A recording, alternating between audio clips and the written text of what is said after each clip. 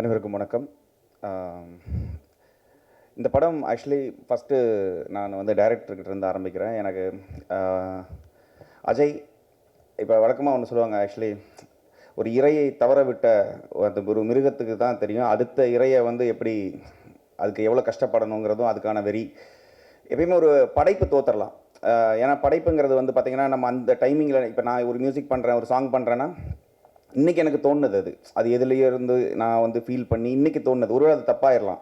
ஆனால் ஒரு படைப்பாளி என்றைக்குமே ஒரு திறமை இருக்கிறவங்க அப்படின்னா அது என்றைக்குமே அவங்க படைப்பாளி தான். அந்த படைப்பு வேணால் என்றைக்குமே இதாக இருந்திருக்கலாம். பட் இந்த படைப்பு என்னை பொறுத்த வரைக்கும் அவருக்கு வந்து ஒரு ஒரு பேர் பெருசாக கொடுக்கணும்னு நினைக்கிறேன். ஏன்னா இப்போ டிமாண்டி காலனி 1 அப்படிங்கிறது வந்து பார்த்தீங்கன்னா எந்த எதிர்பார்ப்புமே இல்லாமல் நம்ம தேட்டரில் பார்க்கும்போது ஒரு சர்ப்ரைஸாக இருந்துச்சு எல்லாமே. ஸோ இந்த படத்துக்கு வந்து எதிர்பார்ப்பு அதிகமாக இருக்குது. ஆனால் அந்த எதிர்பார்ப்பு எல்லாமே இந்த படம் பூர்த்தி பண்ணும் அப்படிங்கிற ஒரு நம்பிக்கை இருக்குது. ஏன்னா அவர் கூட ஒர்க் பண்ணுறது வந்து ரொம்ப ஈஸின்னு சொல்லலாம், இன்னொரு சைடில் கஷ்டம்னு சொல்லலாம். அந்த கஷ்டங்கிறது என்னென்னு கேட்டிங்கன்னா, இப்போ நான் வந்து மல்டிபிள் ப்ராஜெக்ட் பண்ணுறேன். எனக்கு எப்படின்னா ஒரு நாள் வந்து ஒரு ஒரு ரெண்டு டைப் ஆஃப் எமோஷனை ஹேண்டில் பண்ணி ஒர்க் பண்ணணுங்கிறது தான் இருக்கும். என்கேஜிங்காக வச்சுக்கிறணும் என்ன அப்படிங்கிற மாதிரி இருக்கும். ஒரு நாள் ஒன்று தான் பண்ணுறோம் அப்படின்னா ஏதோ நம்ம தப்பு பண்ணுறோமோங்கிற மாதிரி ஒரு ஃபீல் ஓட்டம் அப்படியே இருக்கணும்.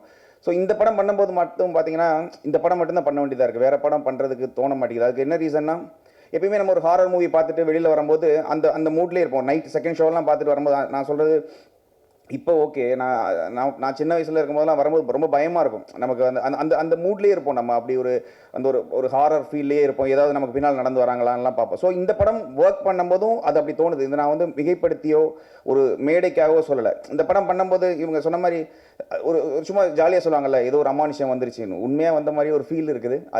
அது எப்போ அது கூடிக்கிட்டு இருக்குன்னா, இப்போ ஃபஸ்ட்டில் க்ரீன் மேட்டாக இருக்கும் நிறையா. ஸோ அவர் சொல்லுவார், இந்த இடத்துல இது வருங்க, இப்படி வருங்க, இதுக்கு நீங்கள் பண்ணிடுங்கன்னு சொல்லுவாங்க. நாங்கள் மியூசிக் பண்ணிகிட்ருப்போம். ஸோ அது அப்டேட்டடாக இன்னொரு ரீல் வரும், அதில் வந்து சிஜி இருக்கும்.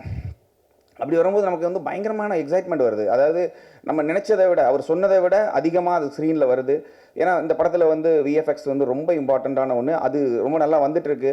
இப்போ பேக்ரவுண்ட் ஸ்கோர் பண்ணிகிட்ருக்கோம். ஸோ இந்த படத்துலேருந்து வெளியில் வேறு படங்கள் ஒர்க் பண்ண முடியலங்கிறது எனக்கு ஒரு வருத்தமான ஒரு இதுதான். பட் ஆனால் end of the day end product ரொம்ப நல்லா வந்துட்டுருக்குங்கிற ஒரு நம்பிக்கை. ஸோ அஜய் கன்ஃபார்மாக இதில் வந்து ஒரு 6 அடிப்பார் அப்படிங்கிற ஒரு நம்பிக்கை எனக்கு பெருசாக இருக்குது. இதோட ப்ரொடக்ஷன் ஆக்சுவலி சுப்பிரமணியன் சாராக இருக்கட்டும், இல்லை ராஜ்குமார் சாராக இருக்கட்டும், அவங்க இதுக்குள்ளே வந்து அவங்க பண்ண விதம். ஏன்னா இந்த மாதிரி ஒரு கதையை வந்து சொல்லி அதுக்கான பொருட்செலவுகள் அதிகமாக இருக்கும். சிஜியை பொறுத்த வரைக்கும், சிஜி ஆனாலும் சரி, இதோட எல்லாமே ஓவராலாகவே. ஏன்னா இப்போ ஒரு நடிகருக்கான அவருக்கு என்ன பிஸ்னஸ் இருக்குது, அதுக்குள்ளே நம்ம இதை பண்ணணுங்கிற ஒரு சினிமா வட்டத்துக்குள்ளே இருந்து இல்லாமல் இந்த கதை என்ன டிமாண்ட் பண்ணுதுங்கிறதுக்கு தகுந்த மாதிரி செலவு செய்யுதுங்கிறது அது எல்லாருக்கும் வராது. முக்கியமாக இதில் பிடிஜே அவரோட வந்திருக்கார் பாபி. எனக்கு பாபி அவர் வந்து இதுக்குள்ளே வந்தது ரொம்ப சந்தோஷம். என்னன்னு கேட்டிங்கன்னா, அவர் வேற ஒரு இண்டஸ்ட்ரியில் இருக்கிறாரு. இதுக்குள்ளே வரும்போது இதை பற்றி தெரிஞ்சுக்கணும்னு நினைக்கிறார். இப்போ ஆக்சுவலி என்னோட ஸ்டுடியோவுக்கு வந்தார் அவர். இதோட ப்ராசஸ் என்ன பண்ணுறீங்க, இது எப்படி பண்ணுறீங்கிற இதெல்லாம் அவருக்கு தேவையே இல்லை. அவர் பணம் கொடுத்துட்டு இது ஒரு பிஸ்னஸாக பார்த்துருந்தாருன்னா அப்படி பண்ணிடலாம். பட் அவர் இது ஒரு பிஸ்னஸாக அப்படியெல்லாம் பார்க்கல. இது ஒரு கலையாக பார்க்குறாரு. அதை என்ஜாய் பண்ணுறாரு, அதை லவ் பண்ணுறாரு. ஸோ இந்த மாதிரி ப்ரொடியூசர்ஸ் இவங்க வந்து உள்ளே வர்றதுங்கிறது ரொம்ப நல்ல ஒரு ஹெல்த்தியான விஷயம் எங்களை மாதிரியான ஒரு டெக்னீஷியன். ஏன்னா இப்போ நீங்கள் ஏனோ தானமோ ஏதோ சொல்கிற ஒரு கான்ட்ராக்ட் ஒர்க் மாதிரியெல்லாம் பண்ணாமல் இது ஒரு கலை, இதுக்கு இது செலவு பண்ணலாம், இது பண்ணால் இப்படி வரும் அப்படிங்கிற ஒரு ஃபுல் நாலேஜோடு வர்றது.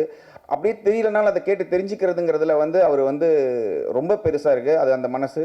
ஸோ அவருக்கு ஹெல்ப்பாக இருக்கிற மனோஜ் சார், ஆக்சுவலி எனக்கு அவருமே தான், அவர் நிறைய தடவை நான் மீட் பண்ணியிருக்கேன். பட் இப்போ ரீசெண்டாக தான் நாங்கள் சேர்ந்து ஒர்க் பண்ணுறோம். ஸோ ரொம்ப சந்தோஷம். அருள்நிதி சாரோட நான் ஒர்க் பண்ணுற இது 3வது படம் நினைக்கிறேன், 3ஆ 4ஆன்னு தெரியல. அவங்க சொன்னாங்க 50 படத்துக்கு மேலே. நான் படத்தை உண்மையாகவே நான் இதுக்காக சொல்ல, நான் எவ்வளோ பண்ணிருக்கேன்னு சத்தியமாக எனக்கு தெரியாது. நான் அதை கவுண்ட் பண்ணலை, நானே கவுண்ட் பண்ணலை. ஸோ அருள்நிதி சாரோட நான் இது பண்ணுறேன் 3ஆ 4ஆன்னு தெரியல. அதேமாதிரி பிரியா பவானி சங்கர் அவங்க கூட இருக்கும். ஏன்னா இந்த படத்தில் நடிச்சிருக்க எல்லாருக்குமே இப்போ ஏனோ பின்னால் வந்துட்டு போகிற கேரக்டர் அப்படிலாம் இல்லை. எல்லா கேரக்டருக்குமே இம்பார்ட்டன்ஸ் இருக்குது. எல்லா கேரக்டருமே எழுதப்பட்டது, அதை கரெக்டாக எழுதப்பட்டதுன்னு சொல்லுவாங்க. அந்த மாதிரி அருண் பாண்டியன் சாராக இருக்கட்டும், இல்லை எல்லாருமே சார் நீங்கள் சொன்னீங்க ஃபோன் எடுக்கலன்னு. அதாவது நான் வந்து இண்டஸ்ட்ரியில் வந்து ஃபோன் எடுக்காத ஒரு மியூசிக் டைரக்டருங்கிற பேர் இது வரைக்கும் வாங்கலை.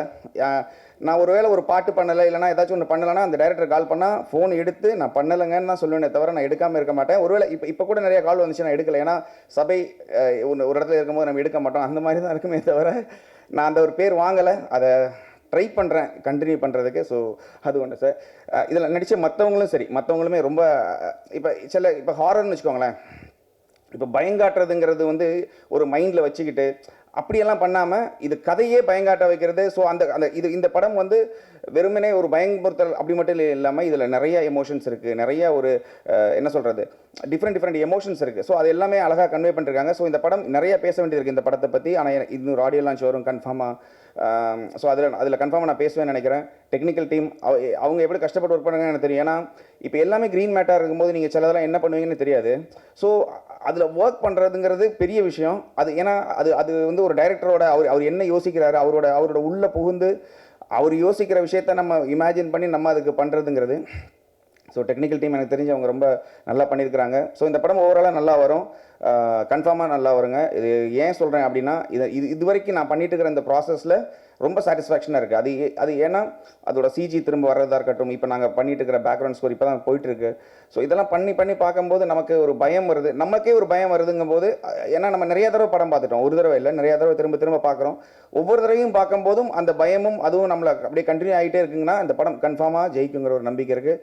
இன்னொரு மேடையில் நான் கன்ஃபார்மாக இதை பற்றி நிறைய பேசுவோம். இந்த படத்தில் எனக்கு சான்ஸ் கொடுத்த எல்லாருக்குமே, டைரக்டர்லேருந்து ப்ரொடக்ஷன்லேருந்து எல்லாருக்குமே நான் தேங்க் பண்ணிக்கிறேன். ஜீசஸ் கிரைஸ்டுக்கு நான் தேங்க் பண்ணிக்கிறேன். தேங்க்யூங்க, தேங்க்யூ ஸோ மச். எல்லாருக்கும் வணக்கம். டிமான்டி காலனி 1 and 2 ரெண்டுமே எனக்கு ஸ்பெஷல். ஏன்னா டிமான்டி காலனி 1 தான் நான் ஃபஸ்ட்டாக அசிஸ்டன்ட் எடிட்டராக ஒர்க் பண்ணேன். 2ல் வந்து எடிட்டராக இருக்கேன். அதுக்கு முக்கியமான காரணம் அஜய்ண்ணா. தேங்க்ஸ். எனக்கும் பேசுகிறதுக்கு அவ்வளோவா ஃபஸ்ட்டு ஸ்டேஜ், அதனால் கொஞ்சம் இதாக இருக்குது. படம் உங்களுக்கு கண்டிப்பாக பிடிக்கும், டிசப்பாயின்மெண்ட் பண்ணாதுன்னு நினைக்கிறேன்.